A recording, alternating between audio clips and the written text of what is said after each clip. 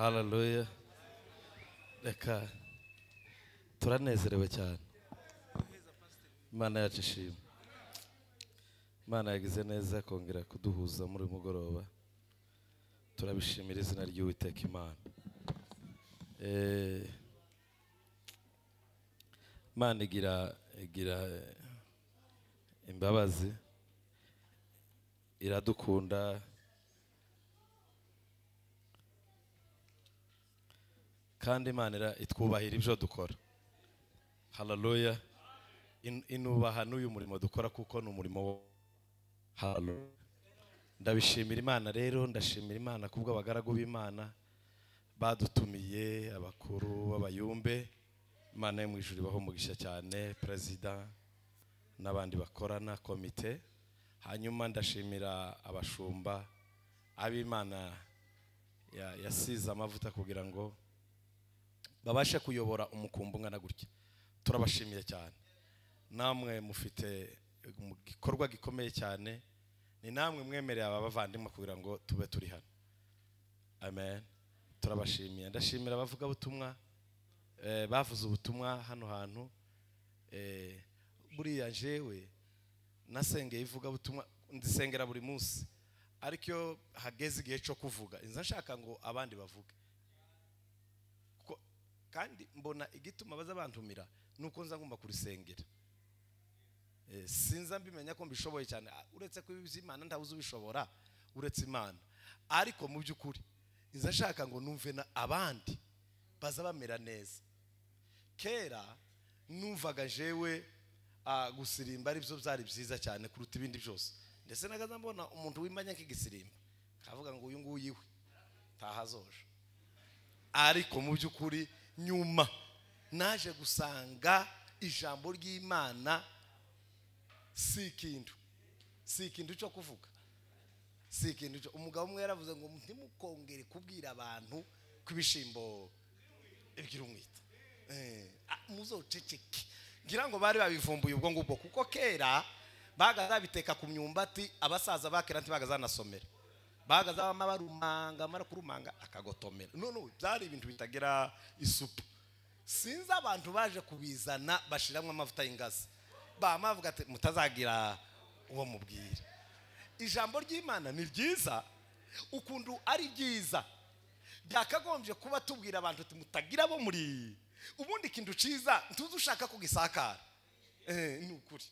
Ariko kubera ko ryaje ari ryo guha abantu tukabivuga, ariko ukuntu bigira uburyohe umuntu yakagombye kuri cakira gutya akama yicecekera, tagira uwo mubwira ko na reka kugirira akamaro we. Uzarebe na ruga yavuzwe ntigira imbaraga nkiyacecetswe, ukumva nkaruga amaru ukayizimya muri wewe, nigira imbaraga kuruta ingi bapwamaguye. Ikintu kitagaragaye kigira imbaraga cyane.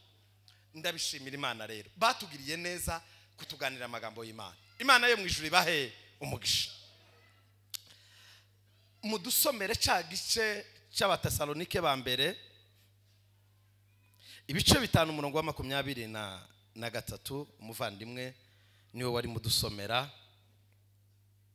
Imana y'amahoro ibeze rwose, Imana y'amahoro ibeze rwose, kandi mwebwe ubwanyu n'umwuka wanyu, mwebwe mwenyine ubwanyu hamwe n'umwuka wanyu ubarimo, n'ubugingo n'umubiri byose birarindwe bitazabaho umugayo ubwo umwami wacu Yesu Kristo azaza. N'umubiri n'ubugingo birarindwe bitazabaho umugayo kugeza umunsi Yesu Kristo azaza gutwara itorero. Ngiryo ijambo rero Imana yashize muri uku kwezi, muri iki cyumweru, muri aya matariki, mu masaha atandukanye harimo n'isaha. Imana yabikoze ihabwa icubahiro. Kandi iri jambo muramutse muryumviye mugaca bugufi imbere yaryo, hari icyo Imana yakora ku buzima bwayo.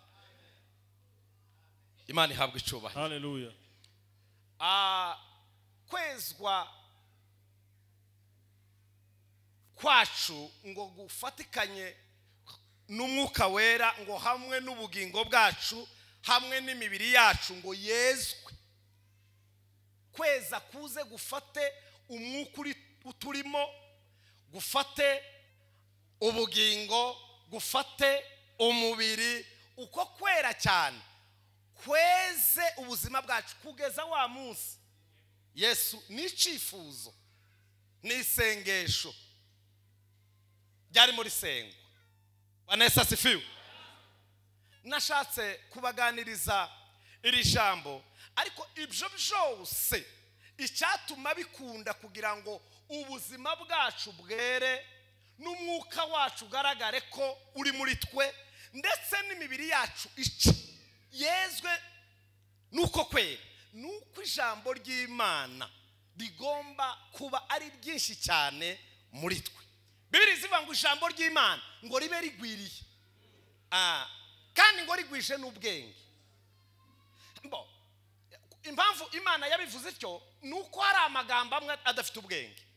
Ijambo Bibiri zivuga ngo kuva mu byaha nibwo bwenge kandi kubaha Imana niko kujijuka. Ubundi kuba civilize ntabwo ari kuba uzi kujanisha cyane, oya, sakame akarato amaherene, kuba umunyamugi no kubaha Imana. Kuva mu byaha niko kujijuka, niko kuba umuntu ufite ubwenge w'umuhanga uri civilize uziterambere mu buryo butangaje. Vanessa sifiwe. Ijambo ry'Imana nibyo byo kurya byonyine dushobora kurya ubuzima bwacu bugahinduka muri ibi by'Imana. Kandi abantu bakunda gusoma ijambo ry'Imana kandi abantu bakunda kubaha ijambo ry'Imana nibo kenshi usanga bitwa abakristo, ariko abantu batabigirira umwete, batabigirira umwanya. Hari ukuntu babakemanga mu bukristo bwabo. Ntumbwire ngo utagira ikibanza cy'ijambo ry'Imana muri wewe ngo umwuka w'Imana yobona haryama, tibikunda. Ntumbwire ngo utagira ijambo ry'Imana muri wewe ngo ubuzima bwawe bwogaragara bwejejwe, tibikunda. Ntumbwire ngo utagira ijambo ry'Imana muri we ngo ubugingo bwe, Bibiri zivuga ngo ubugingo bukora icyaha nibwo buzagira bute. Nukuvuga ngo umuntu udakora icyatuma ibyo byose bikunda nuko tugomba guha ikibanza ijambo ry'Imana. Abarundi baza bakoresha akantu keza nakunze, iyo baguhamagaye bagasanga uri kuri uzuhamagara umuntu nako network itahari itari gukora neza, uzumuhamagara akakubanza ngo uwo muntu wawurondera ngo ari mu kibanza cyakure cyane, habe nubwo mwoba muhagararanye akagura ngo tenyenya gatoya ngo uwo muntu ngo wawurondera ngo ari mu kibanza cyakure. Abantu batagira ijambo ry'Imana baba mu kibanza cyakure, Imana yarababuze. Haleluya. Abantu batagira ijambo ry'Imana muri bo, mbese ijambo ry'Imana litavyagira, niko abarundi litagira aho riryama muri bo, nukuri iyo Imana ibahamagaye zisanga bari mu kibanza. Niyo mpamvu yahamagaye Adam, yaraje ngo mu mafu ya nimunsi ngiramuhamagara kandi ngo aho yamusigaga niho yamusangaga, ariko uwo munsi isanga yagiye mu kibanza cyakure. Umuntu wacumuye direct ahitaje mu kibanza cyakure, habe nubwo yo bari mu materaniro, habe nubwo yo bamuza murarana. Iyo umuntu yakoze icyaha aba ari mu kibanza cyakure. Nimwigire hafi mu izina rya Yesu. Haleluya. Mufate ijambo ry'Imana ribe ubuzima bwanyu, timukaza mugira ijambo ry'Imana nk'amagambo yavuze surugambo. Ubundi amagambo n'ay'abantu, ariko iry'Imana ntibaza baryita ngo n'amagambo, ni ijambo. Kandi ijambo niryo rigira imbaraga kuruta amagambo. N'amanjwe n'urusaku n'akavuyo n'abantu baterana amagambo, ariko Imana ntiziterana amagambo, igira ijambo. Haleluya. Nimugire ijambo mu izina rya Yesu. Mugire ijambo kandi ijambo ry'Imana ribe ryinshi, rizenguruke muri wewe, rizari kubuza, rizari gutesha. Ijambo ry'Imana riguce ku ngeso. Nimba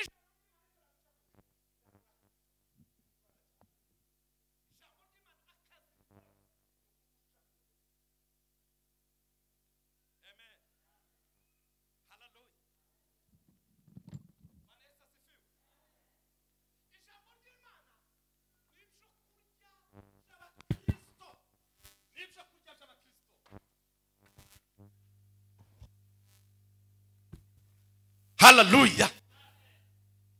Bibiliya izibivuga hano mu gitabo cy'abami ba kabiri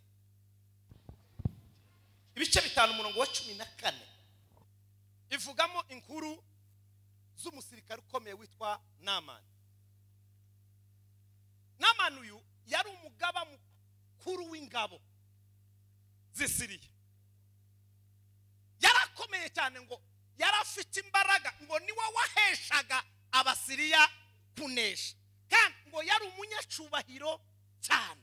Ikindi ngo yari abasiriya ntiborwana batari kumwe nawe, barwanaga yuko bari kumwe nawe, adahari ntiborwana. Yari umugaba mukuru w'ingabo kandi ngo akaba ngo umunyacubahiro, ngo akagira n'imbaraga, ngo niwe waheshaga abasiriya kugira gute kunesha. Igihe cyose yayoboraga urugamba rwaraneshekaga. Umunsi umwe ngo baraje gutabara mu Isiraheli, ngo banyagaye akana k'agakobwa. Ariko Bibiliya yavuze neza cyane, yavuze ngo nubwo yari ameze atyo yarakomeye, nubwo yari umunyacubahiro gitangaje, ngo ariko ubundi iyo phrase itangiye ikaza yashika imbere bakagira ngo ariko habari ikibazo. Abantu habari ikibazo gikomeye cyane. Yarakomeye, yari ugihangange, yari intwari, yari umugeneral, ngo ariko yari afite ikibazo gikomeye cyane. Yari afite ikibazo gikomeye cyane. Bibiliya ivuga ngo igihe batabaye mu rugamba aka gakobwa ka Kisiraheli k'Akayuda baramuzana mugira umukozi wo mu rugo iwe. Mu gihe gito cyane wa mukobwa ngo arareba, ngo abwira nyina buja, aramubwira ngo uyu afande afite ikibazo, kandi ikibazo afite nta handi cokemukira uretse iwacu. Hanyuma ndakwinginze umubwire iyo nkuru. Ngo baramubwira. Bibiliya yavuga ngo bamaze kumubwira ayo makuru, ngo abimenya, ngo abwira sebuja umwami atuma ku w'Abisiraheli. Umwami w'Abisiraheli ngo ye baba we, ngo se nitwe babonye ko tugomba kibazo icyo kibazo ntitugishoboye bisa. Ngo aramwumva. Bibiliya avuga ngo kigutakishije, aravuga ngo hari umusirikare ukomeye ufite ikibazo, kandi bavuze ngo kizakemukira hano iwacu. None urabona byashoboka? Aramubwira ngo murekaze, ngo hano iwacu hari Imana. Haleluya! Aho iwacu mu Bisiraheli hari Imana, kandi iyo Mana irabishoboye. Mumurekaze. Bibiliya ivuga ngo araza n'abasirikare be bamwe skotinze, ngo ashite kwa Elisa ngo atuma umugaragu we, nta wundi ni Gehazi. Murabizi ko yakoranaga na mwene data Gehazi. Ngo aramutuma ngo uriya musirikare uje atinjira, mubwirira hariya hanze, mubwire ngo nagende kuri Yorodani yibira inshuro 7 arakira. Ngo akibimubwira ngo arababara cyane, aravuga ati ariko abasuzugura abandi bo. Wa mugore yari ko gucisha ibitenge hari Bujumbura, ngo abwira igipope kijya cy'umuzungu bazabambika uduhuza, ngo wanguriye. Umuzungu araceceka. Cya gipope yamubwira ngo ariko wosuzugura undi we, ngo tuyomubwira ko atagura. Uyu mugabo nawe ni kako yavuze, wosuzugura undi we ntiyamubwira ko bidakunda kisubirira. Karambwira ngo nje koga muri Yorodani iwacu, inzuzi zafa ni inzuzi nziza cyane, nari koga uretse n'inshuro 7, habe n'inshuro nyinshi. Ariko gahunda y'Imana ntimeze nk'ay'abantu. Urashobora kubuza unywa amazi, ariko amazi Imana yavuze unywa uyu mwanya akaba amazi y'umuti, amazi adasa. Ntiduhora tunywa amazi, ariko hari Imana izivuga ngo ugende ufata agakopo k'amazi ka Rwenzoro, ngo ukagotomere, ngo bagasengeye. Umuntu wumva mu mubiri guhita avuga ati bishoboka. Amazi bwa mbere nyanywa mwagiye mureka. Imana inaniwe kuvuga na koka, kiravuga amazi, ariko niyo mvugo y'Imana. Imana ubundi kuvuga kwayo nta kindi bigambiriye, si ukugira ngo ivuge ibikomeye. Izishaka ngo irebe ku buzima bwayo, irashaka ngo irebe kumvira kwayo, mwumvira ijambo ry'Imana. Haleluya! Nta kindi Imana ishaka ku buzima bwayo, ni ukugira ngo mwumvire gusa. Naho nta kindi target kwari ukugira ngo uyu mugabo yumvire. Nanje nta kindi nshaka kubabwira, ko ndashaka kubabwira ngo muzamwumvira ijambo ry'Imana. Kazamwumva ijambo ry'Imana ngo risigaraho. Bibiri zivuga ngo mu gitabo cya Matayo, Luka, ngo umubibyi yasohoye imbuto ngo akibiba zimwe bakunzira inyoni ngo ziratora, ngo amanuke buke ngo izindi zigwa mu mahwa, ngo amanuke buke izindi zigwa ku kara, ngo akimanuka gato ngo izindi zigwa ku butaka bwiza. Haleluya. Umva zirya zaguye kunzira ni rya jambo uzamwumva rikaba amasigara cicaro. Tukazumva ijambo ry'Imana ngo riba amasigara cicaro, uzurizigama. Ijambo ry'Imana ntirikamanuke ngo rigwe mu mahwa. Amahwa ni ibibazo ufite, ngo nirishika kubera ko ufite ibibazo, ngo ibibazo birute umwanya wo guteza ku Mana. Ibitekerezo byawe bibe uruhande, hanyuma ibitekerezo byawe wifokasinge ku Mana. Hari icyo Imana ikora ku buzima bwawe. Birya ryaguye kuka ni ijambo ry'Imana rishika mu muntu rikabura igitereko. Haleluya. Rigasanga imitima yanyu, Bibiri zonga imitima yabo ngo yabayemo ibinure ntikicumva. Imitima yabo yabayemo ingesi. Ngo yambuto ngo yarameze ariko kubera ko imizi imizi, murabizi ikigo batari imizi koko ahantu hari amabu karanyohwa karatuka tika muheko. Ijambo ry'Imana mureke uyu mugoroba rigwe ku butaka bwiza. Bwana Yesu asifiwe.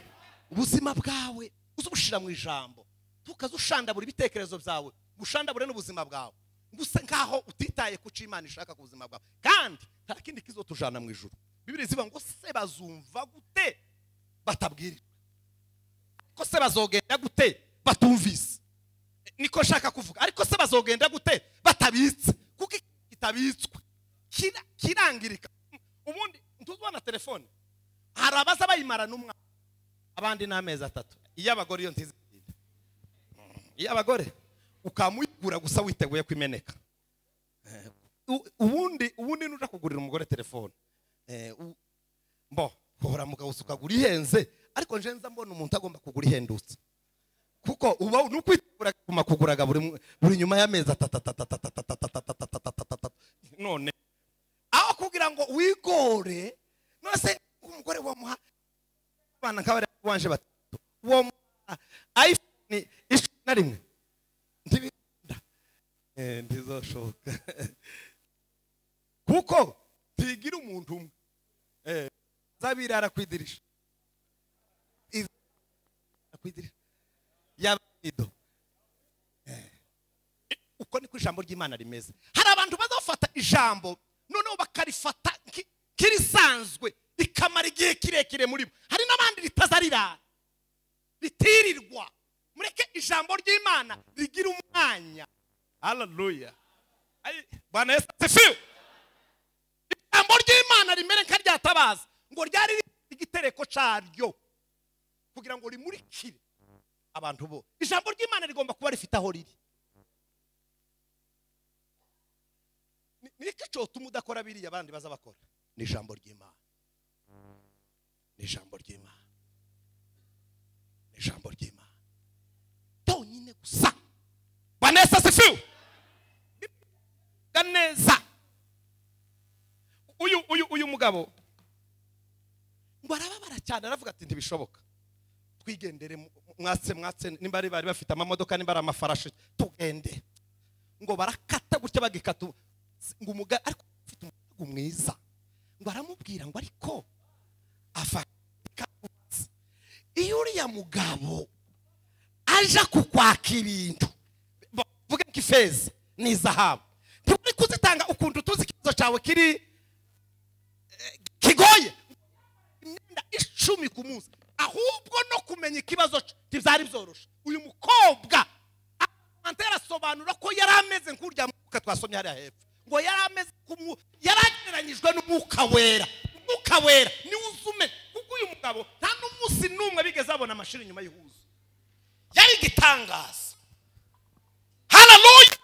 Nta n'umuntu wari kumenya ko afite ibibembe, ntawe cyawe. Habe n'umugore ngo byaramutangaje cyane, hari agatabo kavuze ngo yaratangaye ngo kubona uyu mugabo, aka kana kamenya ko n'amana afite ibibembe. Aramubwira ati none iyo aje kugusaba ifeza ko tuzifite ntiwari kuzitanga, ati nari kuzitanga. Iyo aje kugusaba izahabu ntiwari kuzitanga, ati nari kuzitanga. Aho iyo aje kugusaba amahuzu yawe 10 usambara ku munsi ntiwari kuyatanga, ati nari kuyatanga. None niki kigoye? Nidushika mu rugo nti woga, ati ndoga. Nushaka kuja muri piscine nti wibira, ati ndibira. Tukugende twibire tugaruke nta kigoye. Nudakira ugumane bibembe, nukira izina ry'Imana rihabwe icubahiro. Haleluya! Kumvira, Bibiri ivuga ngo kumvira ngo kuruta ibitambo n'inkasamariza. Bwana Yesu asifiwe. Nta kindi gisa no kumvira. Ntimukaza mwumva ijambo ry'Imana gupfa ubusa, muzamuryumva muri biki, muzogira agafogo k'ijambo. Kaka ni nkoko izibika mwe udusenye. Ntakantu mugazosanga iyo babazi nkoko kabana kabikamwe ibintu, muzogira akantu kabika ijambo ry'Imana mu mutima wanyu. Haleluya! Bwana Yesu asifiwe. Ijambo ry'Imana ribe, Bibiri izavuga ngo ribe, Bibiri ubundi amasengesho ni buri munsi, ariko ijambo ry'Imana ngiryo ngo ribe ryinshi ni ibirundo ngo rinagwiriye. Ibintu byabaye byinshi bigasa bikagwira no gushandabuka, kuvuga ngo bikurenge bibe byinshi cyane. Ijambo ry'Imana ngo yamagaruka ngo ashitse, mureke mbabwire, mureke twumvira Imana, mureke twumvira Imana, mureke twumvira Imana. Haleluya! Mureke twumvira Imana, mureke twumva ijambo ry'Imana, twumva ijambo ry'Imana, dukore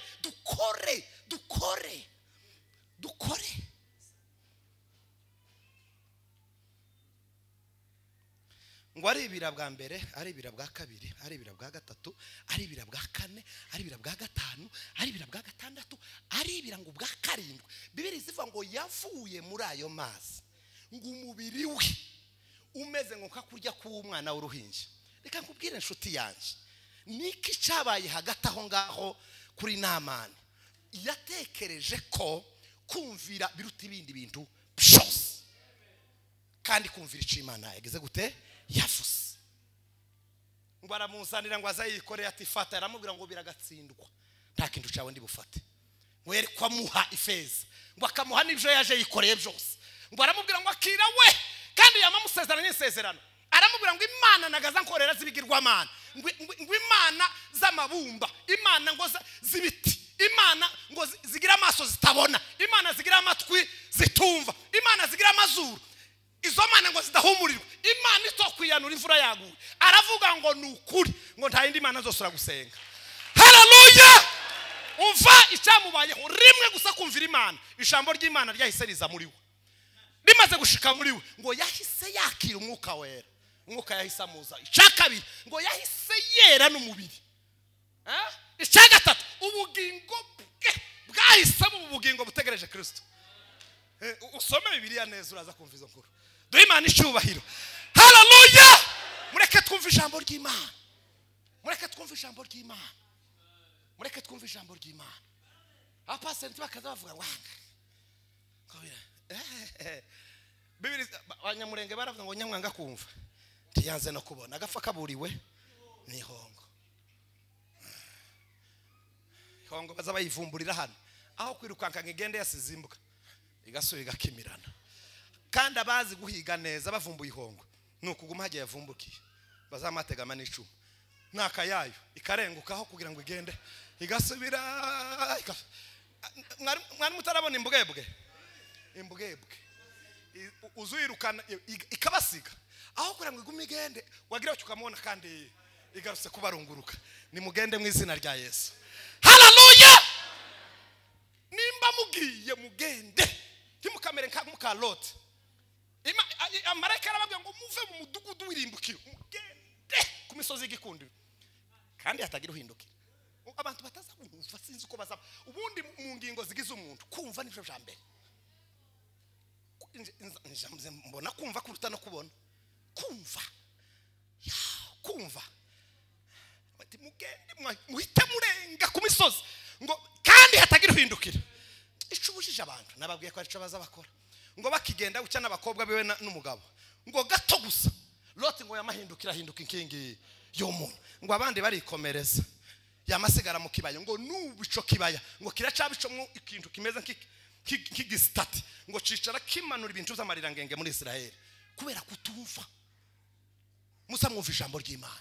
Imana iravuze ngo nibaje ku misozi nawe kurahinduka kandi yarababwiye ngo mudahindukira. Haleluya. Imana kiravuga ngo nimureke ibyaha, nimureke kwiba, nimureke gusambana, nimureke kuroga, nimureke ko turaja mwe. Ariko muri mukubona mwebwe turi mwise ko turagenda we. Ko turagenda. Timuri mukubona ukunda abantu bari mu gupfa mu kavuyo. Ni ukuri ko turagenda. Jewe narahebye. Nabonye umunsi abanyagatumba bapfa. Namavuga ngo no ndatanga. Abanyamurenge magana ngahe bazapfa umunsi umwe. Yesu araje. Birashoboka ko i Nairobi bwoca mu gitondo twese muri koma bizoshoboka. Twese na president abantu bose ukazamubona ko barafurubira nkakujya kwibijumba. Twese igitondo kimwe. Ai haleluya. No uko wawuzuba uretse no gupfa. Habe nubwo twokureka bagafata imyaka ufite gusa bakayikuramo bakagusigariza isigaye. Kurabona ufite imyaka myinshi ntayo ufite nyabuna reka. Bibiri zivuga ngo uzorama cyane muri mwe ntazorenza urunani. Ufite angahe? Banza ugire mwe yiyurangije hanyuma uje umurishe gasasiriya yawe ufite kumara. Tubona ko wararangiye. Ngaho mba reka mbaha amahirwe mbona muzogeza ijana ngahe banza ukure mu yurangije. Tubona ko usanga wavutse ejo bundi. Iyo haje abagabo bakora ngo kakana kavutse ejo uko mwarangiye nuko itunganye reka nyabona ko turagenda. Ejo bundi nagize cyabashe kuri imfisi ndahumikwe jewe imvi ndavuga ati sirashize none uko mfite uzi ko twaza dusirimbana bakado gucya nta muntu uhagarikiye ku musozi gucya tugasimba.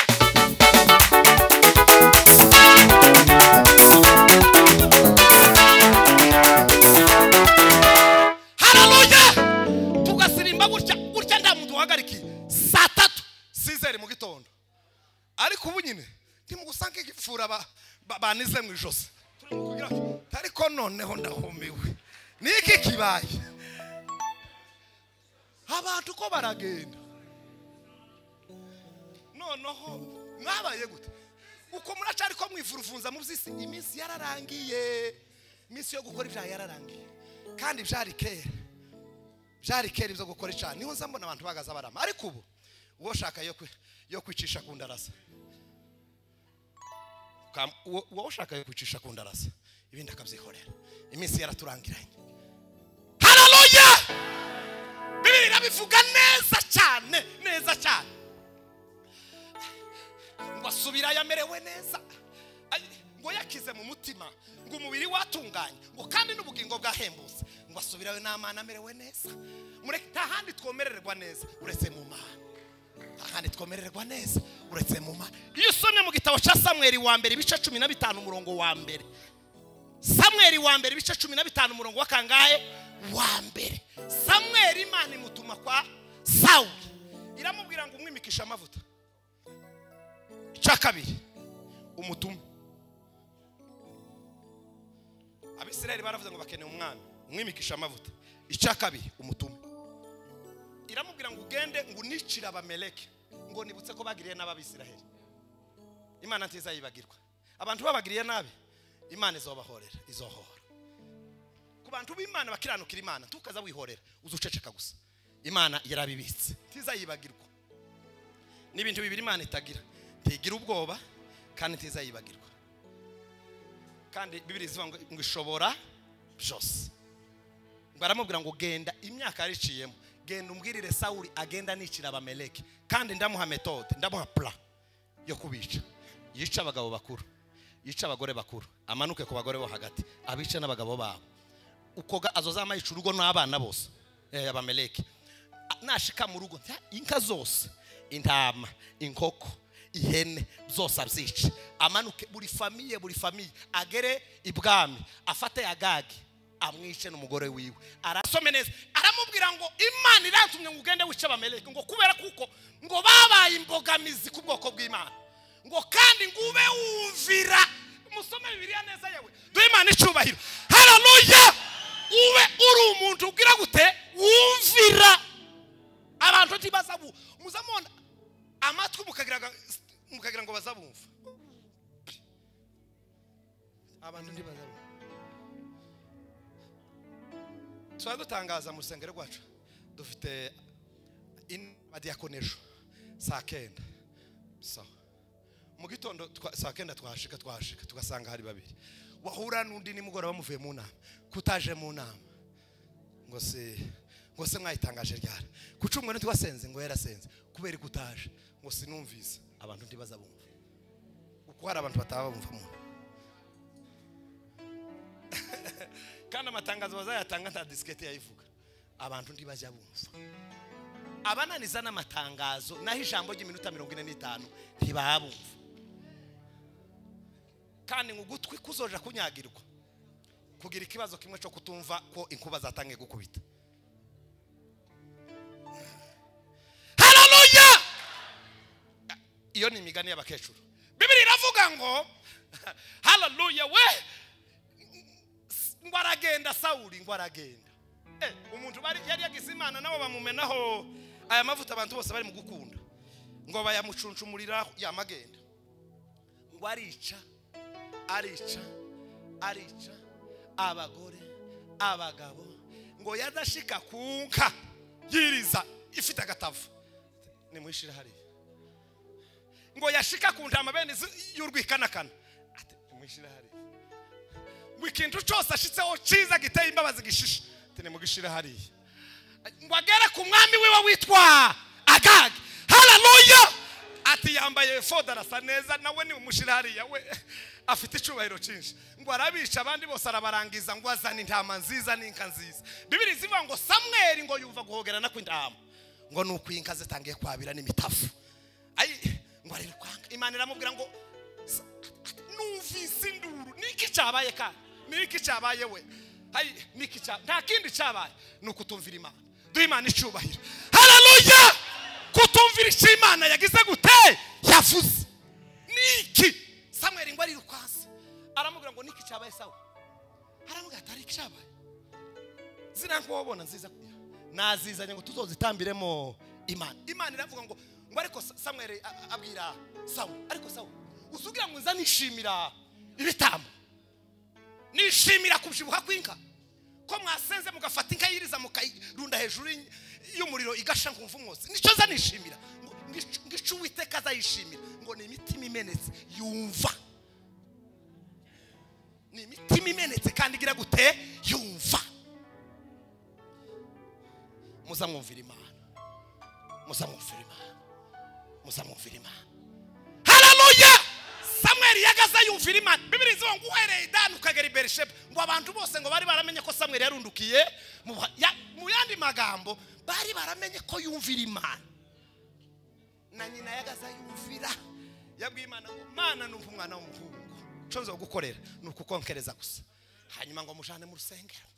Nyina yagaza yumvira umwana akumvira yemewe ngo uhereye Dan ukagera i Berisheba ngo abantu bose bari baramenye ko Samweli yarundukiye. Abantu bose bazomenye ko uri umukristo. Nimba abantu bataramenya ko uri umukristo tukazuva ngo ubukristo bwacu n'ubwo mu mutima haba umutima n'imitsi ntago ubukristo bwacu n'ubwo mu mutima kuko iyo babaza abadokiteri ntibaza baseruka ku bukristo. Ubukristo n'ubwo abantu bose babona ntabwo buba mu mutima. Haleluya. Mu mutima haba imitsi n'umutima n'utundi tudutsi no kugaza kubura n'ibyo bintu niyo warwaye bazabibaga.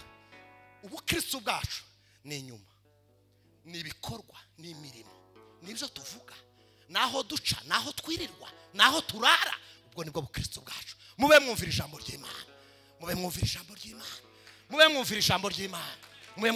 ry'Imana haleluya. Reka nsoza ariko reka mbasomera utuntu dukeya Yesu yavuze na nza nkunda ngo twusurize kuri Yesu w'i Nazareti azamera neza cyane. Yesu wahehe ni musomere Matayo ibice 5:17 ni gato gusagira mbamame mu izina rya Yesu mbaramutse.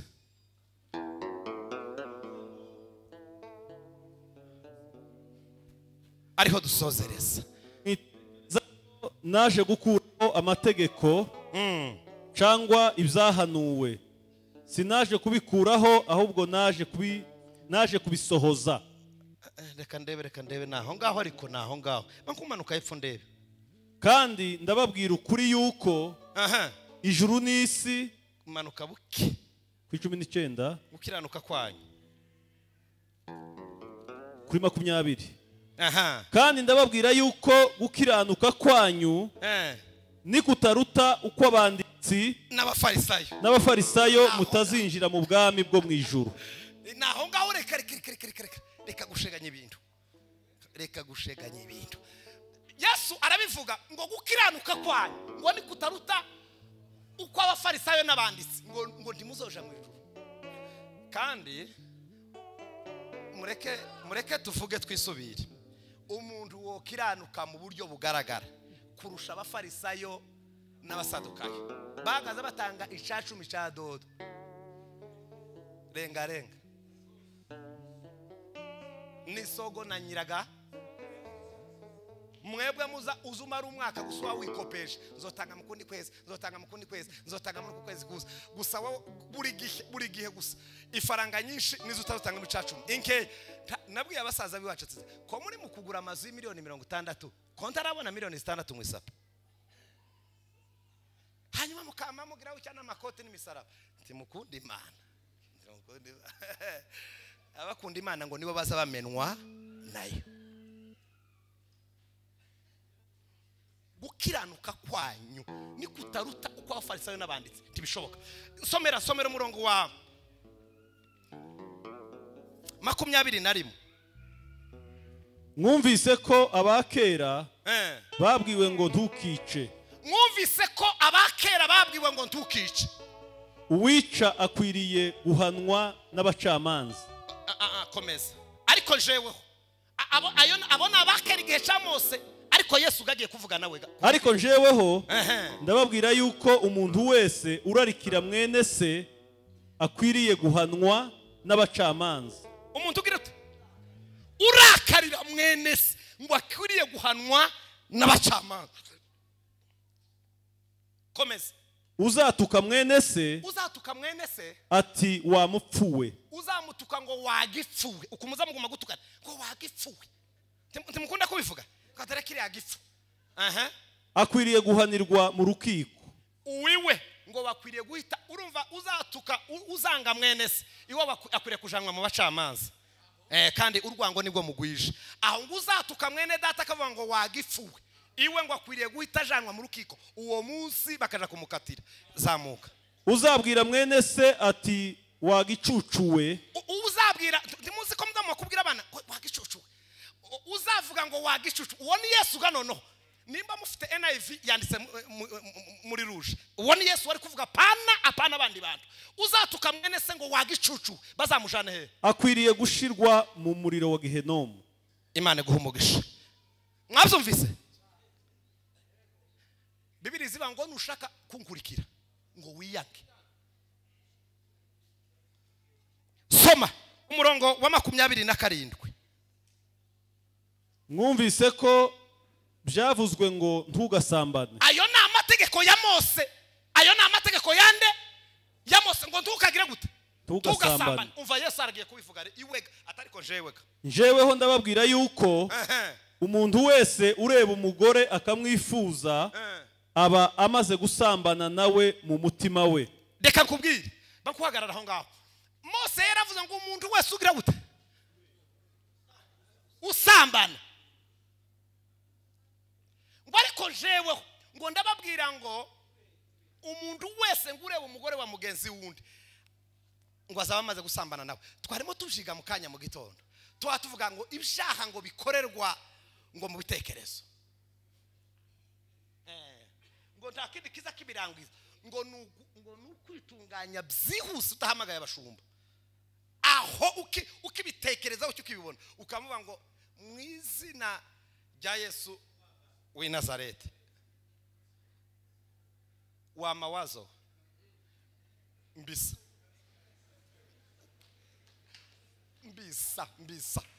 uya mukobwa yararemze mu Tanzania ngo wewe ngo uri wajaribu ngo Adamu na Eva ngo nipishe nipite mbisa wamyuka mibiwe kandi ga utikambije kandi abantu batabibonye ko bivuze mu mawazo kubera kuko byaje bitagaragara nawe uzobikemesha utagaragaza ibintu umukiranutsi ngo ntaza yemera ko inyoni ngo zivura ngo zarike hallelujah banesa tifu hallelujah bava abantu bakizwa neza bitu bagira indaraza ya buri nimugoroba abantu badakizwa neza barindira igihe abavuga butumwa bazoza ubundi ni wumva umuntu ngo ni umukristo ni umuntu ukunda indaraza buri munsi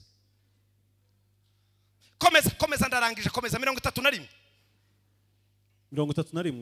kandi byaravuzwe ngo uzasenda umugore we amuhe urwandiko rwo kumusenda uwo ni Mose umuntu nashaka kwirukana umugore apana mukavuye kujya kwanyu umwandikira urwandiko wandikire sobukwe impamvu itumye umwirukanye bimenyekane ko wamwirukanye kandi uvuge n'impamvu yatumye ugira gute Mose yaravuze ngo ndibukaza muzuka mu gitondo wowe ngo toka ngo vano ngo genda kwa nyoko ako kavuye singashaka uwoga ni Mose muza mwandika urwandiko woherezo isobukwe umubwira icatumye yirukana umugore umva Yesu sasa yibagiye kubivuga sasa ariko njeho ndababwira yuko ariko Yesu ni igihumbi mumukomera amashi Yesu w'i Nazareti ariko njeho ndababwira yuko umuntu wese usenda umugore we atamuhora gusambana aba amuteye gusambana umuntu wese uzirukana umugore wiwe atamuhoye gusambana nubona yasambanye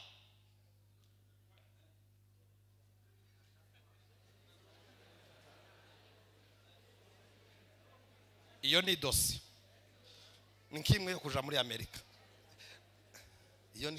iyo ni dosi ariko nabwo numwirukana uzoba umugabo nunani gukumva ushaka gusambana uzomugarura kuko mwese muri kimwe Bibiri zivuga ngo uzihanganire kubaho nta mugore kugeza wawunda kuboho yapfuye nimba utabishoboye nawe uri igihume mureke komeza haleluya bazurinde gatoya ntiyakagira naho babandi bazabirukana umugore atasambanye ngo azansuzugura ariko none ninde aza gusuzugura Yesu ntiyabivuze umugore niba gusuzuguye muhamagarira abajiriste bamubwiriza abadayimoni bamuteye tukamwirukana ngo yagusuzuguye umugore nimba gushubije ukuntu kwa gito ntiwemere kumwirukana kenetse yasambanye uramwirukana ushingiye kuri hetegeko nganginga kandi nari nditeko nyuma y'iringiri Yesu yashizeho ajya Mose yahise ayegeka iraba ryo ryama rihagarara uzosuruza niki no wowe uzamusha mu gitondo ngurukana umugore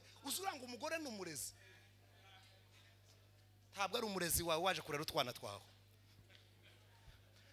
tabindi byanyu ngo zoshaka undi iyo umushatse mushake nimbukeneye abagore ko nabo bakeneye abagabo shaka abagore 12 tugushira ipembe n'ikanisa nta kibazo ariko ntukazo wamuguma gushuha ngo nzomurukana kandi bazonshingira nibazogushingira forode Imana ntikwemera natwe tukwemera usuzogenda mu bandi ba pastor batakuzi bagushingira ni wacu bari mu kubashingira bari mu kubashingira batandukanye n'abagabo ariko ntiboza mu banyamurenge mufite erere sawa ngaho somera umurongo wa 33 kandi mwumvise ko abakera babwiwe ngo ntukarahire ibinyoma mwumvise ko abakera bavuze ngo ntugapi cyabindi byanyu muzangwa ngo ibintu byo kurahira mugende mubiveho mu izina rya Yesu komeza twumve ahubwo uzakorera umwami Imana ibyo wayirahiriye ibyo warahiriye uzobikora pana gupfa kurahira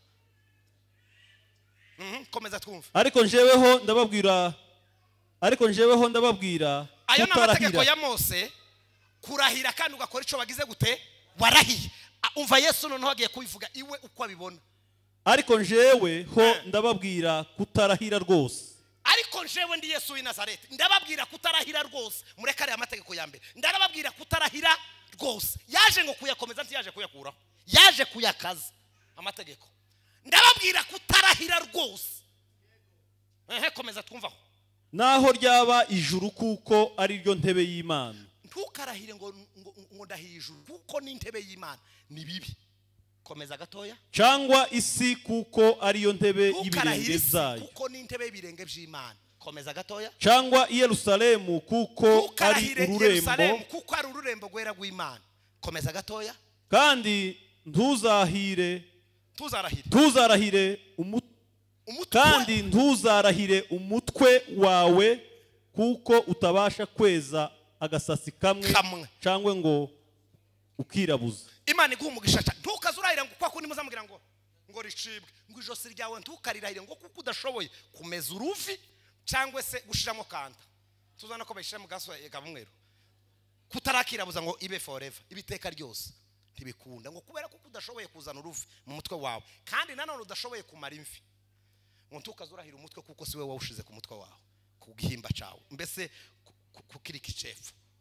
Ntukongere ngo kurahira kandi ntukarahira ijuru n'intebe y'ibirenge by'Imana. Ntukarahira isi ngo ntukarahira ijuru nk'intebe y'Imana. Ntukarahira isi nk'intebe y'ibirenge by'Imana. Ntukarahira umutwe wawe ngo kuko udashoboye kwirabuza n'agasatsi kamwe. Reka nsoze somera 38.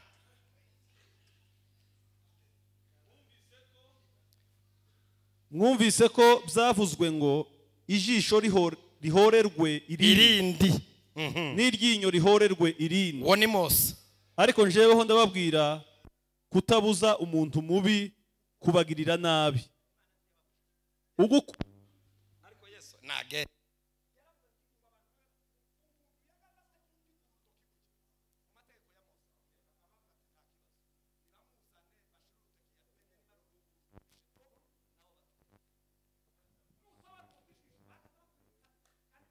tutaja kuri mena wenyine bakakwirukana buhoro bakagutangatanga bakakuzana bakaguhagarika imbere y'abantu bakazana agashombwe keza. Nimba wamenye umuntu iby'ibumoso nawe bakamagira cyo akajisho k'ibumoso bakakamenya. Yesu yamavuga ngo jewe suko simbujije abantu kubanga, ndashaka ko abantu babanga. Ngo umuntu nagukubita urushi ngo kwitama ngo uzamuhindukire no kwitama ry'ibumoso wobikora uko niko gukizwa. Soma umurongo wa 43 dusoze ndarangije noneho 43. Mwumvise ko byavuzwe ngo ukunde mugenzi wawe wange umwanzi wawe. Aha, babandi ko bazavuga ngo uwangiriye neza ndamuzi, utarangiriye neza niwe nzofasha, uwangiriye neza niwe nzofasha nishika muri Amerika. Bari abantu bose muri famille batangiriye neza ndabazi. Dosigeze kure ndabazi mubareke. Yesu yabivuze gute? Ariko njeweho ndababwira nti mukunde abanzi banyu musabire ababarenganya. Umuntu Bibiri zivuga ngo umuntu yugiriye neza umuntu wakugiriye nabi ngo umuruza amakara yaka ku mutwe. Reka nkubwire Yesu aravuga ngo bari abantu bose babanze ari bo muzakunda kandi ari bo muzagirira neza. Ababakunze bakabagirira neza muzobareke kuko bamaze kugororerwa n'Uwiteka nabagira neza. Imana ibaho umugisha. Nimwakira ijambo ry'Imana.